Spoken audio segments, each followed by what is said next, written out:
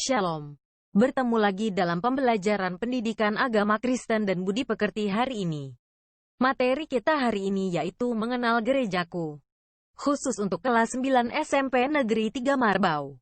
Mari kita siapkan hati dan pikiran kita. Sama-sama kita angkat pujian dari Kidung Jemaat nomor 3.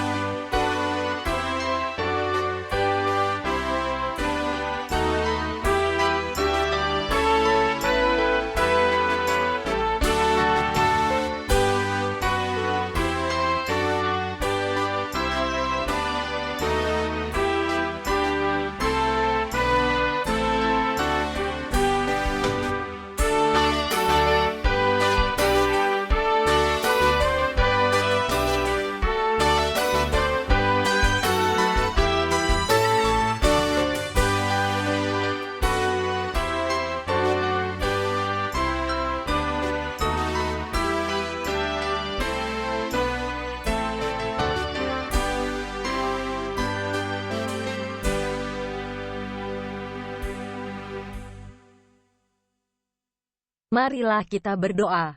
Ya Allah Bapa kami yang bertahta di kerajaan sorga. Kami bersyukur dan berterima kasih atas anugerah-Mu yang Engkau berikan kepada kami. Sehingga kami masih dapat melakukan pembelajaran meskipun jarak jauh. Berkatilah kami ya Tuhan untuk menerima materi hari ini. Kuasai hati dan pikiran kami. Kiranya Engkaulah ya Tuhan yang selalu memberkati setiap langkah kehidupan kami. Ampunilah kami ya Tuhan atas setiap dosa dan kesalahan kami. Di dalam anak-Mu Yesus Kristus Tuhan dan Juru Selamat kami yang hidup. Amin. Sebelum kita lanjut, coba perhatikan kompetensi dasar yang harus kamu capai dalam pembelajaran kita kali ini. Ada dua aspek yang perlu diperhatikan, yaitu aspek pengetahuan dan aspek keterampilan. Harap dicatat ke dalam buku catatannya ya. Yang menjadi bahan bacaan Alkitab untuk materi kita kali ini, terambil dari Injil Yohanes. Mari sama-sama kita baca. Yohanes pasal yang ke-17 ayat ke-18 sampai dengan 21. Sama seperti Engkau telah mengutus aku ke dalam dunia, demikian pula aku telah mengutus mereka ke dalam dunia. Dan aku menguduskan diriku bagi mereka, supaya mereka pun dikuduskan dalam kebenaran. Dan bukan untuk mereka ini saja aku berdoa, tetapi juga untuk orang-orang yang percaya kepadaku oleh pemberitaan mereka.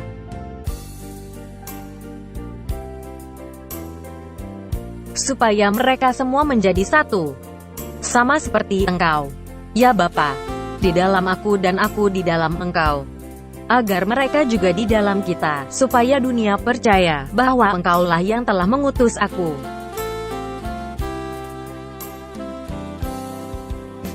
Sebagai pendahuluan, begitu banyak nama-nama gereja yang ada di dunia ini, khususnya di Indonesia. Coba kamu tuliskan gereja-gereja yang ada di Indonesia yang kamu ketahui. Lantas, mengapa begitu banyak gereja-gereja tersebut? Coba tuliskan alasanmu.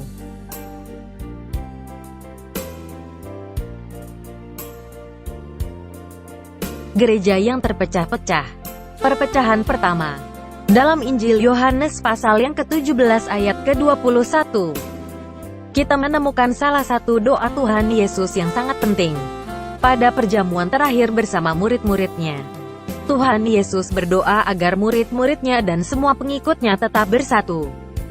Dalam doanya itu, Tuhan mengatakan, supaya mereka semua menjadi satu, sama seperti Engkau ya Bapa, di dalam aku dan aku di dalam Engkau, agar mereka juga di dalam kita, supaya dunia percaya bahwa Engkaulah yang telah mengutus aku. Tampaknya sejak awal sekali, Tuhan sudah menyadari bahwa murid-muridnya akan terancam perpecahan. Doanya menunjukkan bahwa kesatuan murid-murid dan pengikutnya sangat penting, karena kesatuan itu mencerminkan kesatuan Yesus dengan Bapanya di surga. Dan dengan kesatuan itu pula para murid memberikan kesaksian mereka kepada dunia.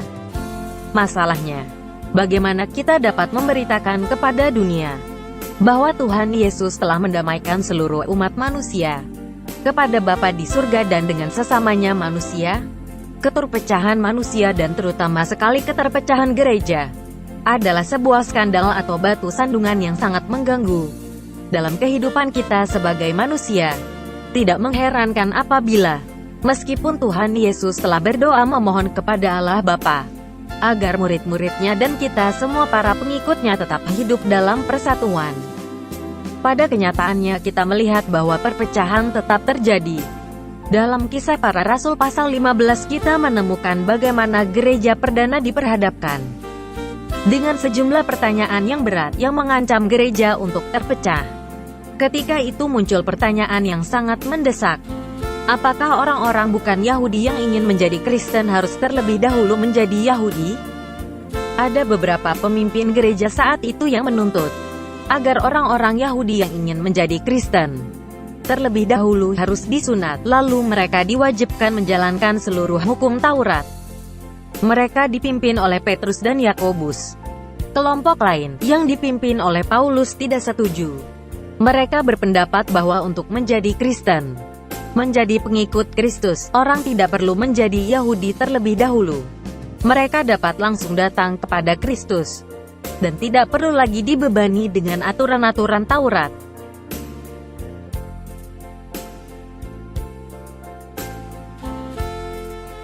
Karena itulah pada sekitar tahun 50 Masehi, diadakan persidangan di Yerusalem yang dikenal sebagai Konsili Yerusalem atau Konferensi Apostolik.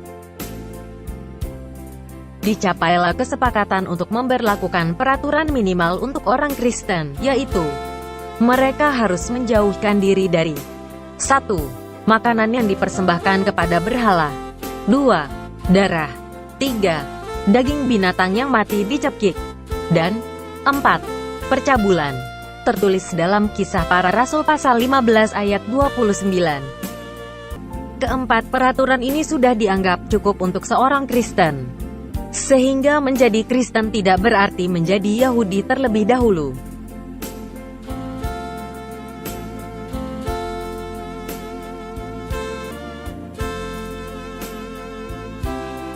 Perpecahan berikutnya. Di Korintus terjadi perpecahan gereja ketika orang-orang saling berkelompok berdasarkan rasul-rasul tertentu. Inilah apa yang disebut sebagai kultus individu. Kultus individu atau pengagung-agungan seorang tokoh tertentu, bahkan tokoh pendiri gereja sekalipun, sangat berbahaya. Orang tidak lagi dapat bersikap kritis terhadap tokoh-tokoh itu. Semua yang dikatakan dan dilakukannya dianggap benar. Kita tidak diajarkan menyembah tokoh-tokoh itu. melainkan Allah yang kita kenal melalui Tuhan Yesus Kristus. Namun justru inilah yang terjadi. Di Korintus muncul orang-orang yang membanggakan dirinya sebagai anggota golongan Paulus, Apolos, Kefas atau Petrus, atau bahkan Kristus. Masing-masing menganggap pemimpinnya lebih hebat daripada yang lain. Nah, siapakah dari mereka yang paling hebat? Paulus menjelaskan, tidak satupun. Karena, kata Paulus, adakah Kristus terbagi-bagi? Adakah Paulus disalibkan karena kamu? Atau, adakah kamu dibaptis dalam nama Paulus? Tertulis dalam 1 Korintus pasal 1 ayatnya yang ke-13. Kultus individu kerap terjadi karena adanya halo efek dalam sikap kita terhadap orang lain. Adalah kecenderungan manusia untuk memandang baik terhadap orang lain, yang sering terjadi karena pengalamannya yang baik di masa lalu, atau dalam perjumpaannya yang pertama dengan orang itu. Halo adalah lingkaran putih yang biasanya sering kita temukan dalam gambar-gambar orang suci di Eropa. Dengan halo efek, kita cenderung untuk menganggap apa yang dikatakan atau dilakukan seseorang selalu benar. Semuanya baik dan bagus. Tidak ada keburukannya sedikit pun. Dalam suratnya kepada jemaat di Korintus, Paulus mengingatkan kita agar kita tidak melakukan kultus individu. Bahkan terhadap dirinya sekalipun. Kita harus sadar bahwa bahkan para pemimpin agama dan pendeta-pendeta yang paling terkenal pun adalah manusia biasa. Bahkan ada sebuah ungkapan dalam bahasa Inggris, bila diterjemahkan ke dalam bahasa Indonesia berbunyi, di dalam diri setiap orang kudus terdapat seorang berdosa. Perpecahan lainnya yang terjadi di Korintus ialah ketika anggota-anggota jemaat di sana membangga-banggakan diri mereka berdasarkan karunia-karunia roh yang mereka miliki. Tertulis dalam 1 Korintus pasal 12 ayat 9-27. Ada yang membanggakan karunia untuk mengadakan mujizat, membedakan bermacam-macam roh, berkata-kata dengan bahasa roh, menafsirkan bahasa roh, dan lain-lain. Paulus menegur jemaat di Korintus dan membandingkan mereka dengan tubuh kita. Sama seperti tubuh yang mempunyai berbagai anggota dengan tugas dan peranannya masing-masing. Setiap orang diberi karunia untuk menjalankan tugas dan peranannya yang berbeda-beda dan saling melengkapi.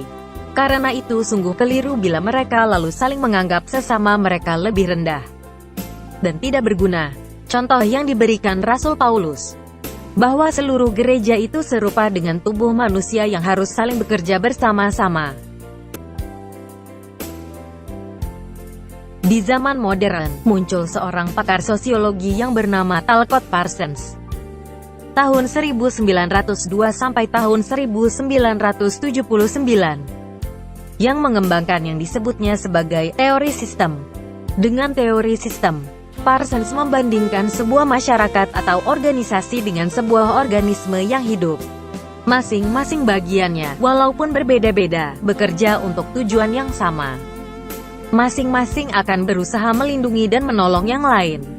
Sebagai seseorang yang berlatar belakang biologi, Parsons dengan mudah dapat membayangkan organisasi sebagai tubuh manusia, yang bagian-bagiannya bekerja untuk menjaga keseimbangan.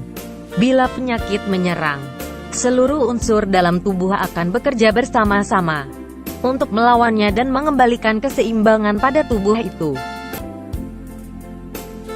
Daftar sumber perpecahan di Korintus sebetulnya masih banyak lagi. Kita dapat mencoba merincinya dari surat 1 Korintus saja sebagai berikut. A. Perpecahan dalam jemaat. 1 Korintus 1 ayat 10 sampai pasal 4 ayat 21. B. Praktik-praktik asusila. 1 Korintus pasal 5 ayat 1 sampai 13. C. Masalah perkawinan sejumlah anggota jemaat dengan orang-orang yang bukan Kristen. Pasal 7 ayat 1-40. D. Masalah daging yang dipersembahkan kepada berhala. Pasal 8 ayat 1 sampai pasal 11 ayat 1. E. Masalah-masalah dalam peribadahan. Perempuan yang tidak mengenakan tutup kepala. Perjamuan kasih yang dilakukan tanpa memedulikan orang-orang yang datang belakangan. Pemahaman yang keliru tentang perjamuan kudus. Pasal 11 ayat 2-34. F. Karunia-karunia roh. Pasal 12 ayat 1-31 dan pasal 14 ayat 1 ayat 40. G. Ajaran Kristen tentang kebangkitan orang mati. Pasal 15 ayat 1-58, H, dan lain-lain. Kegiatan pengamatan. Coba kamu lakukan pengamatan berikut ini di sekitar gerejamu. 1. Apakah masalah-masalah di atas dapat ditemukan di gereja-gerejamu? 2. Cobalah kamu temukan masalah-masalah lain yang dapat menimbulkan perpecahan di dalam gereja saat ini. 3. Apa yang menyebabkan munculnya masalah-masalah tersebut? Demikianlah materi kita kali ini. Kita akan lanjutkan pada pertemuan kita berikutnya. Untuk itu, marilah sama-sama kita nyanyikan lagu berikut.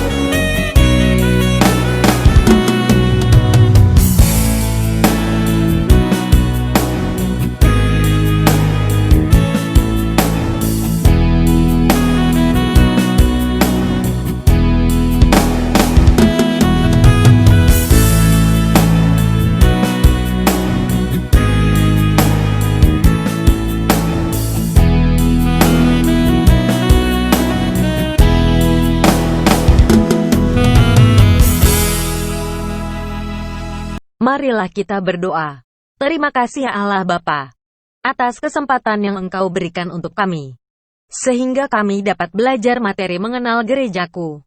Kiranya Tuhanlah yang memberkati kami, sehingga materi tadi dapat kami mengerti, dan dapat kami aplikasikan dalam kehidupan kami sehari-hari.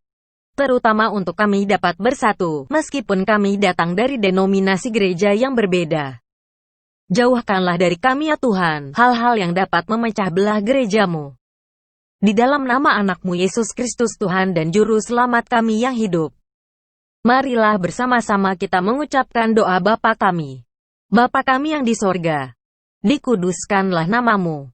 Datanglah kerajaan-Mu, jadilah kehendak-Mu, di bumi seperti di sorga. Berikanlah kami pada hari ini makanan kami yang secukupnya, dan ampunilah kami akan kesalahan kami, seperti kami juga mengampuni orang yang bersalah kepada kami. Dan janganlah membawa kami ke dalam pencobaan, tetapi lepaskanlah kami daripada yang jahat.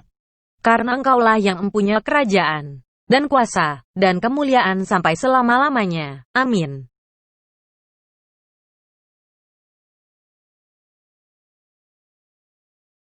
Sampai ketemu lagi pada materi kita berikutnya. Terima kasih. Shalom.